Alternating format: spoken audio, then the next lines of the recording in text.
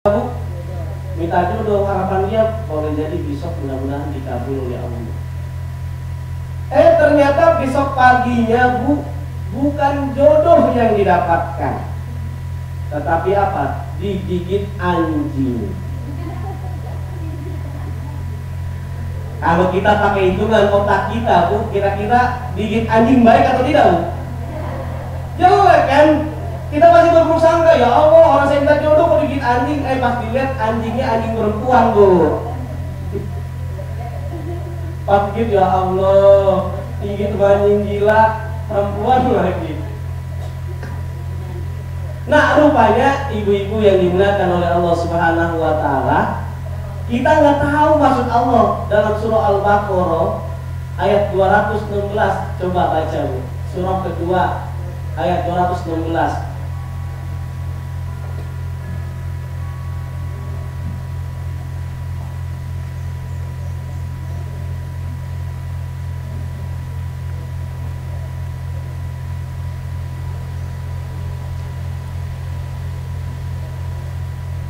Ketemu Ibu? Ya silakan, mohon dibaca.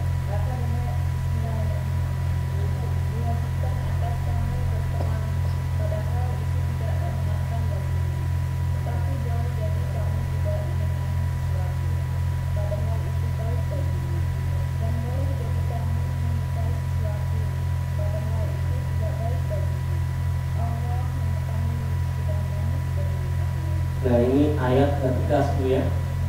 Allah sebetulnya ingin beri jawaban kepada pemuda, tapi dia nggak tahu maksudnya baik. Dari gigit anjing itu kita nggak tahu. Kita udah berprasangka buruk aja sama Allah. Ini Allah, orang saya minta dapat rezeki, tiba-tiba kok bukannya dapat rezeki, bangkrut nih. Tapi sebetulnya ada hikmah, ada sesuatu yang dibalik itu, ada manfaat. Rupanya Bu, Allah memberi jawaban ke pemuda itu yang berdoa pengen dapat jodoh. Ketika digigit anjing gila yang perempuan, diopnam di rumah sakit berminggu-minggu di rumah sakit. Ketika dirawat di rumah sakit ketemu suster yang sangat cantik, jodoh. Alhamdulillah. Tapi saya sarankan kepada ibu-ibu yang anaknya belum menikah, jangan doanya digigit anjing gila. Nah, ini tadi yang saya sampaikan ya Bu ya. Boleh jadi ibu berzakat, boleh jadi ibu berinfak, sedekah. Ingin ibu apa? Harapan ya tentunya ikhlas sebagai karena Allah. Tapi Allah janjikan dalam Al-Quran jelas itu. Kalau kita memang niat karena Allah, maka akan diberikan. Tadi aja, waman qudira alaihi rizquhu falyunfiq, kita suruh sedekah dan seterusnya. Baik, pada kelanjutan ayat pun tadi surah berapa Bu? Al-Munafiqun. Surah 63 ayat 10 kita akan baca lagi. Wa anfiqu mimma razaqnakum min qabli ayati ahdakumul maut fayaqula rabbi laula akhartani ila ajalin qarib. Fasaddaqa wa kum minas solihin, yang artinya dan belanjakanlah sebagian hartamu. Dalam tafsir dijelaskan bahwa anfik itu aizatu, dan keluarkanlah zakat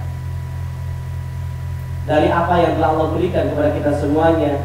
Allah tegaskan yang sangat min qabli ayat yang ada kemudian sebelum kematian datang di antara kita semuanya.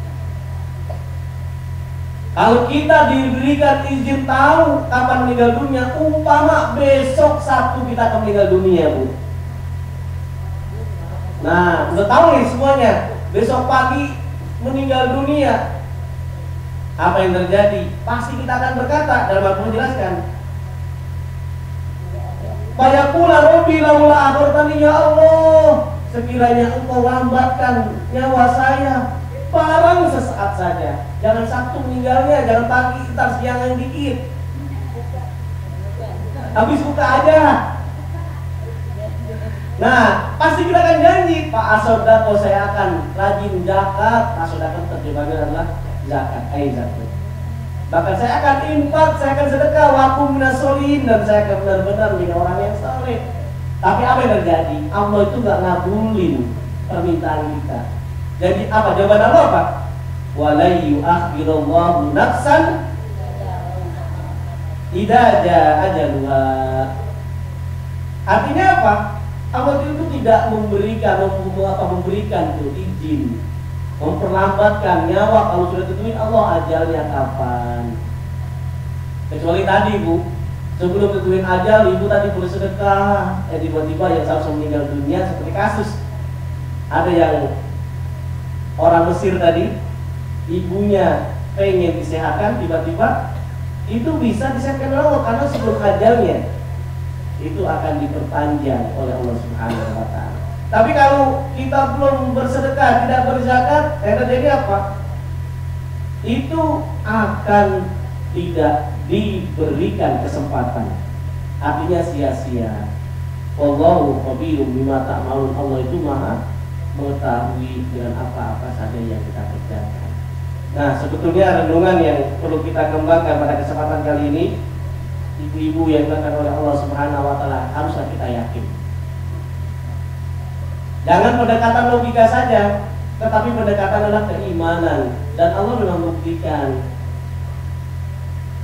Bahkan testimoni tadi, bukan hanya orang yang berzakat, berinfak, sedekah itu dia dijauhkan, tadi diperpanjang dari musibah ya. Tapi saya pernah baca, pernah dengar juga, yang saya tanya itu para pengusaha, apa pengalaman Bapak ketika Bapak berinfak, berzakat, bersedekah? Ternyata usaha saya semakin lancar, proyek saya semakin berkembang, karena pengusaha yang saya tanya itu pengusaha proyek dalam bidang pengadaan jalan raya dan seterusnya. Jadi nggak berkurang, bertambah. Coba lihat Bu, Bill Gates, tahu Ibu pernah dengar Bill Gates? Pemilik Microsoft, itu orang Muslim. Tapi pas saya baca biografi apa rahasia kesuksesan Bill Gates, ternyata karena dia mengeluarkan hartanya 50%. Untuk apa? Kemanusiaan dalam bentuk CSR perusahaan. Kalau logikanya bisa rugi nggak Bu? Tapi ternyata enggak, untung. Bahkan dengan dia bersedekah, orang semakin bagus, semakin memiliki, semakin membeli barangnya. Nah, kalau dalam Islam ada enggak? Coba lihat Bu, Utsman bin Affan. Sukses kaya kenapa? Bersedekah, nggak sayang-sayang. Bahkan pernah dengar Ibu Abdurrahman bin Auf, itu salah satu sahabat yang dijamin oleh Allah masuk surga. Rahasianya apa? Dia punya usaha kaya raya yang luar biasa. Karena tadi berzakat dan bersedekah. Bahkan saya juga pernah membaca kisah pengusaha di Indonesia yang namanya Mas Mono. Pernah dengar ayam bakar Mas Mono Bu? Nah, saya lihat sejarahnya mengenaskan dulu.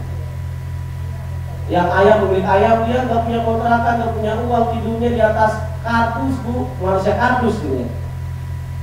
Tapi dengan izin Allah, karena dia yakin dengan sedekah, akhirnya dia punya outlet sampai seluruh Indonesia, sampai ke mancanegara. Apa rahasianya?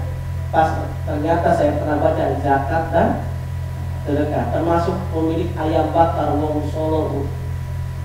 Makanya ayam bakar yang paling terkejam apa? Ayam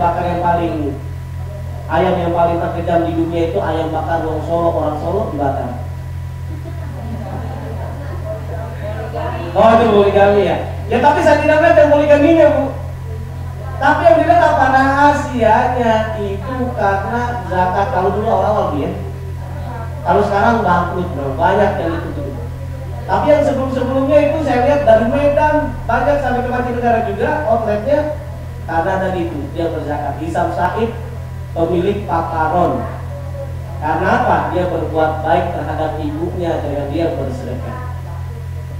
Dan seterusnya. Jadi yang perlu diingat, pendekatannya pastilah kalau kita berzakat pasti akan kaya, minimal bahagia, gembira. Seneng kita Bu. Saat orang lain gembira, sebetulnya yang pertama kali seneng siapa Bu? Kita sendiri ya. Coba Ibu, saat misalkan ada program pengajian buka bersama takjil Ibu kasih di jalan-jalan raya, yang pertama kali seneng sebetulnya Ibu itu seneng. Oh, ternyata memberikan manfaat, alhamdulillah. Ini yang luar biasa sekali. Coba Bu cek dalam surah Al-Lail. Ini buat renungan kita. Surah Al-Lail Surah keberapa? 90 berapa itu? 92. 92 ayat 5 sampai ayat 11. Yang paham man atau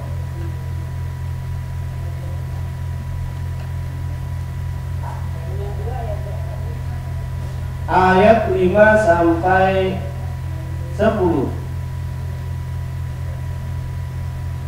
Ya, silakan kalau yang sudah ketemu.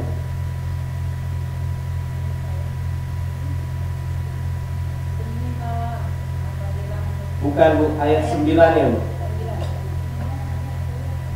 Mohon maaf, ayat 5 tadi. 5 sampai 10. Surah 92, surah lain Bu ya.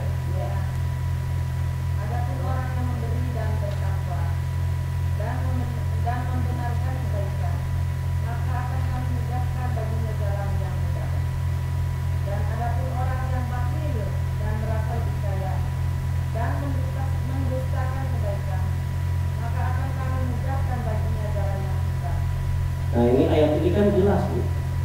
Kalau kita memberi, berzakat, infak, sedekah dan kita bertakwa